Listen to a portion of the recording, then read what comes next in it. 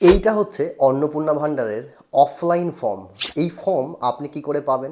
এই ফর্মটা বাড়িতে বসে খুব সহজেই পুরো ফর্মটা সঠিক কিভাবে ফিল আপ করবেন, এই জন্যই ভিডিওটা বানানো। নমস্কার, আমি বিশ্বজিৎ। আপনারা হয়তো খবরে শুনেছেন যে অন্নপূর্ণা ভান্ডারের জন্য ফর্ম রিলিজ হয়ে গেছে। এখন এই ফর্মটা পাবেন কোথায়? যদি আপনার কাছে ফোন থাকে, এই ফোন দিয়ে খুব সহজে ফর্মটা প্রথমে ডাউনলোড করে নিন। ডাউনলোড করে নেওয়ার পরে কি করে ফর্মটা ফিল আপ করবেন চলুন সেটাও দেখা যাক। যদি আমাদের চ্যানেলে আপনি নতুন হয়ে থাকেন, এক্ষুনি দেরি না করে সাবস্ক্রাইব করে দিন, কারণ আমরা এই ধরনের ইনফরমেটিভ ভিডিও আপনাদের জন্য রোজ নিয়ে আসি। চলুন দেখা যাক কীভাবে ফর্মটা ডাউনলোড করবেন। দেখুন, ফর্মটা ডাউনলোড করার জন্য সবার প্রথমে আপনাকে চলে যেতে হবে আপনার ফোনের গুগলে গিয়ে সার্চ করবেন লক্ষ্মীর ভাণ্ডার লিখে। দেখুন, লক্ষ্মীর ভাণ্ডার পোর্টাল লিখলেই আপনাকে অন্নপূর্ণা ভাণ্ডারের চলে আসে, কারণ এখনও পর্যন্ত লক্ষ্মীর ভাণ্ডার লিখেই আসছে। কিন্তু ওয়েবসাইটটার নাম হচ্ছে socialsecurity.wb.gov.in। এটা লিখে সার্চ করবেন, এখানেও পেয়ে যাবেন। এই যে ওয়েবসাইট চলে আসলো, এখানে দু ধরনের ফর্ম রয়েছে, বাংলাতেও রয়েছে, ইংলিশেও রয়েছে। আপনার যেভাবে সুবিধা হয় আপনি সেভাবে ডাউনলোড করবেন। আমি বাংলাতে করে নিচ্ছি। দেখুন, ডাউনলোড করতেই এই ডাউনলোড হয়ে গেল ফর্মটা। এখান থেকে আপনি চেক করতে পারেন। ডাইরেক্ট ওপেন করলাম ফর্মটা। এই দিকে আপনার অন্নপূর্ণা ভাণ্ডারের ফর্ম, 12 পাতার একটা ফর্ম। এইবার কথা হচ্ছে এই ফর্মটা আপনি ফিল আপ করবেন কী করে, চলুন এইবার সেটা দেখা যাক। দেখুন, ফর্মটা আপনার সামনে ওপেন হয়ে গেছে। এটা অন্নপূর্ণা যোজনা পারিবারিক তথ্য সংগ্রহের ফর্ম লেখাই রয়েছে। এখানে আপনি দেখতে পারেন সবার প্রথমে রয়েছে পারিবারিক পরিচয়, এখানে হচ্ছে বিকল্প ইনপুট, আর এখানে হচ্ছে নির্দেশনা। এখানে সবার প্রথমে পরিবারের প্রধানের নামটা আপনাকে লিখতে হবে 1 নম্বরে। আপনার বাড়িতে পরিবারের প্রধান যে রয়েছে তাকে লিখবেন। হয়তো যদি আপনার বাবা থাকে বা ঠাকুরদা থাকে, সেটা এখানে নাম লিখবেন তার।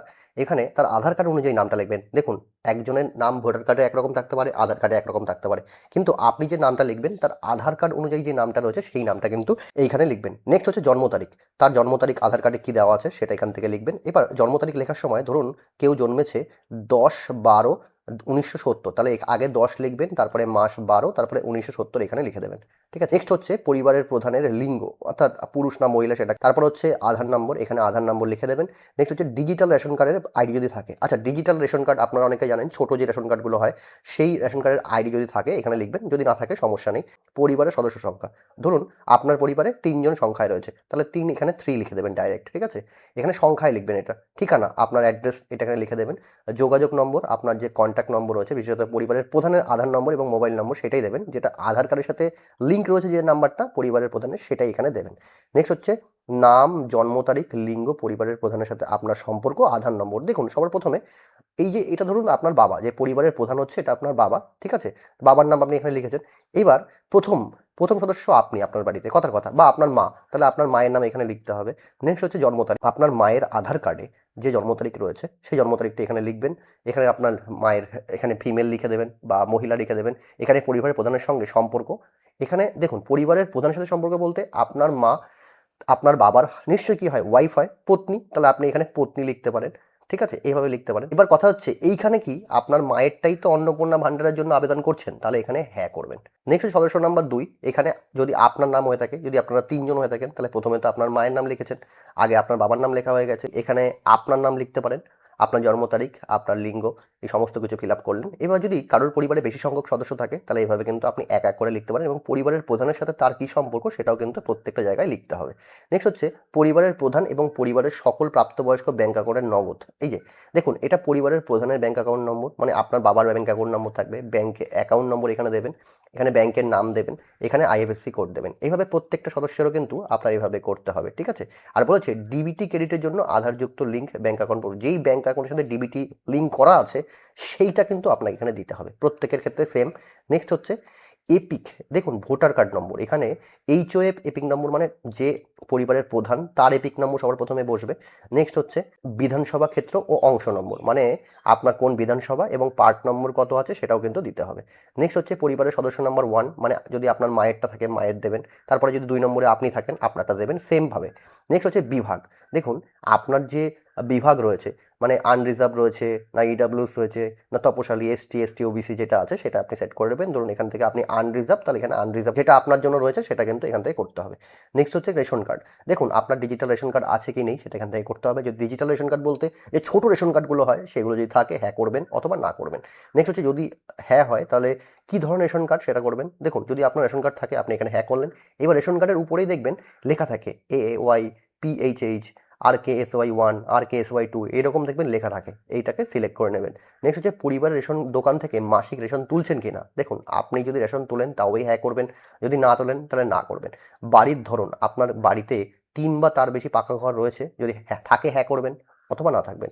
নেক্সট হচ্ছে পরিবারের জমির মালিকানা। দেখুন জমির মালিকানা বলতে এখানে যদি আপনার যে জমিটা রয়েছে নিশ্চয়ই যদি আপনার বাবার নামে থাকে তাহলে এখানে জমির মালিকানা, পারিবারিক জমির মালিকানা হ্যাঁ করবেন। মিউটেশন নথি এবং কপি আরওআর এবং তারিখ সহ সর্বশেষ জমির রেকর্ড কপি, এখানে কিন্তু আপনার এটা দিতে হবে, মানে মিউটেশনের কপি থাকলে সেটা দিতে হবে অথবা পর্চা থাকলে পর্চা দিতে হবে, এভাবে কিন্তু জমা করতে হবে।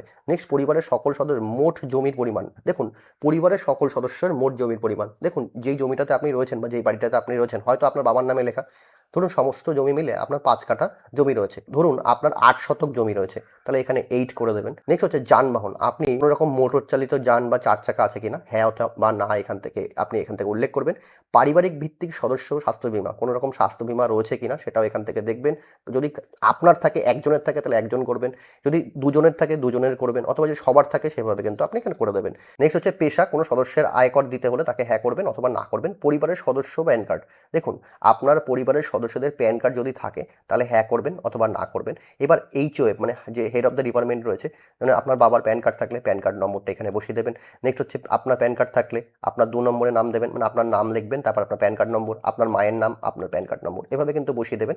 নেক্সট হচ্ছে কর্মসংস্থানের ধরন, যদি আপনার কর্মসংস্থানের ধরন কী ধরনের রয়েছে, আপনি আপনার পরিবার মানে বাবার যে আপনার বাবা রয়েছে সে কী ধরনের চাকরি করে, বা সরকারি চাকরি করে নাকি বেসরকারি চাকরি করে, না আংশিক সময় কর্মরত, বিভিন্ন রকম রয়েছে, বেকার বা অন্যান্য পরিযায়ী শ্রমিক, আপনি কিন্তু এখান থেকে সিলেক্ট করে নেবেন। ধরুন পরিযায়ী শ্রমিক, এখান থেকে পরিযায়ী শ্রমিক সিলেক্ট করে নিলেন।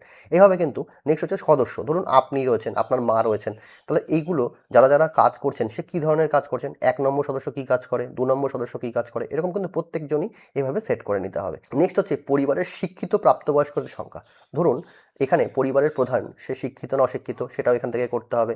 আপনার শিক্ষাগত যোগ্যতার হিসাবে বিচার করে এখানে আপনার অশিক্ষিত না শিক্ষিত সেটা এখানে লিখতে হবে। এখানে এবং এই বক্সটাতে আপনাকে কে কতদূর পর্যন্ত হাইয়েস্ট কোয়ালিফিকেশন আছে সেটা এখান থেকে আপনাকে লিখতে হবে। ধরুন আপনার বাবার মাধ্যমিক পাস রয়েছে, তাহলে আপনি এখানে শিক্ষিত করবেন আর এখানে মাধ্যমিক করে দেবেন। এভাবে ধরুন আপনি গ্র্যাজুয়েশন করেছেন, তাহলে আপনি শিক্ষিত করবেন, এখানে গ্র্যাজুয়েশন করে দেবেন। এটা কিন্তু হাইয়েস্ট কোয়ালিফিকেশনটা আপনি দেবেন। নেক্সট হচ্ছে কোনো সদস্য, কোনো সাংবিধানিক পদ বা মন্ত্রী, কোনো পৌরস্থানীয় সংস্থা এইসবের সাথে বর্তমান হ্যাঁ কিনা, তাহলে আপনি লিখবেন হ্যাঁ। আপনার পরিবারে যদি কেউ থাকে তাহলে আপনি এখানে লিখবেন, কতজন সদস্য আছে তার সংখ্যা এখানে লিখবেন। এভাবে কিন্তু জমা করতে হবে। কোনো সদস্য কি সরকারি পেনশনভোগী, যদি কেউ সরকারি পেনশন পায় তার ক্ষেত্রে হ্যাঁ অথবা না লিখবেন এবং তার সদস্য নম্বরটাও লিখে দেবেন। ধরুন আপনি সরকারি পেনশন পাচ্ছেন, তাহলে আপনার যে কত নম্বরে আপনার নাম আছে সেটার নাম্বারটা এখানে, ধরুন আমার 3 নম্বরে নাম আছে, তাহলে 3 নম্বরটা এখানে লিখে দেবেন। কোনো সদস্য কি জিএসটির অধীনে নিবন্ধিত রয়েছে, তাহলে আপনি যদি আপনার জিএসটি থাকে হ্যাঁ করবেন কোনো পরিবারে, যদি থাকে তাহলে জিএসটি নাম্বারটাও কিন্তু এখানে দিতে হবে। নেক্সট হচ্ছে অন্যান্য পরিচয় নথি। ধরুন পরিবারের প্রধান যে রয়েছে এটা সিএ যদি বর্তমান অবস্থা সিএ এর জন্য আবেদন করে থাকে, যদি কেউ করে থাকে তার থেকে যে করেছে তার জন্য এখান থেকে করে দেবেন। যদি আপনার পরিবারের প্রধান সিএ এর জন্য আবেদন করে থাকে তাহলে এখান থেকে আপনি আবেদন করা হয়েছে অথবা আবেদন ইস্যু হয়েছে অথবা প্রযোজ্য নয়, যেটা আপনার জন্য ঠিক মনে হবে আপনি এখান থেকে করবেন। নেক্সট হচ্ছে অন্যান্য কিষাণ ক্রেডিট কার্ড কেসিসি, এইসব কিছু রয়েছে কিনা আপনাদের পরিবারে, যাদের থাকবে তাদের ডিটেলসগুলো এখানে দিতে হবে। নেক্সট হচ্ছে SIR 2026 সালে যদি ট্রাইব্যুনালে আপনার নামটা বাদ হয়ে যায় তাহলে সেই ক্ষেত্রে আপনার এটা হবে, যদি আপনার না হয় তাহলে আপনি এখানে না করবেন, যদি হ্যাঁ হয় তাহলে এখানে হ্যাঁ করবেন। সমস্ত ডিটেলস কিন্তু এবার দেখুন আপনার পরিবারে 3 জন সদস্য রয়েছে, তার মধ্যে একজনের নাম ট্রাইব্যুনালে বাদ গেছে, তাহলে যার নাম বাদ গেছে যদি সদস্য নম্বর সে 1 নম্বর থাকে বা 2 নম্বরে থাকে তারটার ক্ষেত্রে হবে, বাকিগুলোর ক্ষেত্রে হবে না। নেক্সট হচ্ছে সামাজিক মর্যাদা ও নির্ভরশীল ব্যক্তিগণ। দেখুন আপনার পরিবারে যদি কোনো শিশু থাকে, সে যদি স্কুলে পড়ে বা এরকম টাইপের কেউ, তাহলে সেটা কিন্তু শিশুর নাম এখানে দিয়ে দেবেন, তার শ্রেণী, বিদ্যালয়ের নাম, ধরন এবং কোন ধরনের স্কুলে সে থাকে সেই ধরনের স্কুলের নামটা এখানে দিয়ে দেবেন। যদি বেসরকারি স্কুলে পড়ে বেসরকারি স্কুল, এখানে বলেছে বিদ্যালয়ের ধরন নির্বাচন করলে অনুগ্রহ করে বিস্তারিত উল্লেখ করুন, ওপেন স্কুল নাকি হোম স্কুল ইত্যাদি। তাহলে এটা এখানে ওপেন স্কুল হলে ওপেন স্কুল করবেন, হোম স্কুল হলে হোম স্কুলিং করবেন। নেক্সট হচ্ছে 2 নম্বর সদস্য 3 নম্বর সদস্য যতজন বাচ্চা থাকবে তাদের নাম এখানে দিয়ে দেবেন। নেক্সট শিশুদের টিকাকরণের বর্তমান অবস্থা। দেখুন শিশুদের টিকাকরণে যদি করা হয়ে থাকে তাহলে এখান থেকে হ্যাঁ করবেন, অথবা যে টিকা যদি না দেওয়া হয়ে থাকে তাহলে না করবেন। সরকারি প্রকল্পের আওতায় সুবিধা, আপনি কি কোনো সরকারি প্রকল্পের সুবিধা বা ডিবিটির মাধ্যমে পাচ্ছেন, যদি পান তাহলে হ্যাঁ করবেন অথবা না করবেন, এইভাবে কিন্তু প্রত্যেকের ক্ষেত্রে আপনাকে করতে হবে। নেক্সট হচ্ছে আমি এই মর্মে ঘোষণা করছি যে উপরের প্রদত্ত তথ্য সমস্ত সম্মত, এই যে এখানে আপনাকে ক্লিক করে দিতে হবে। নেক্সট হচ্ছে সত্য প্রযোজ্য ক্ষেত্রে ক্ষেত্রে এখান থেকে আপনার স্বাক্ষর করে দিতে হবে। করে দেওয়ার পরে এই সমস্ত ডিটেলস যেমন সরকারি, এইখানটা কিন্তু আপনার কিছু করতে হবে না, এটা হচ্ছে গিয়ে আপনার মিউনিসিপ্যাল যে কর্পোরেশন আছে বা পঞ্চায়েত আছে তারা কিন্তু এই ফর্মটা ফিল আপ করবে, মানে এই জায়গাটা তারা করবে। আপনাকে এই পর্যন্ত ফিল আপ করে স্বাক্ষর করে আপনাকে জমা করতে হবে, তাহলে কিন্তু আপনার ফর্ম ফিল আপ কমপ্লিট হয়। যদি ভিডিওটা আপনার কাছে ইনফরমেটিভ লাগে এখনই সবাইকে শেয়ার করে দিন, এবং চ্যানেলটা যদি সাবস্ক্রাইব না করা থাকে আজকে থেকে সাবস্ক্রাইব করে রাখুন, কারণ আমরা আপনাদের জন্য এই রকম ইনফরমেটিভ ভিডিও রোজই নিয়ে আসি।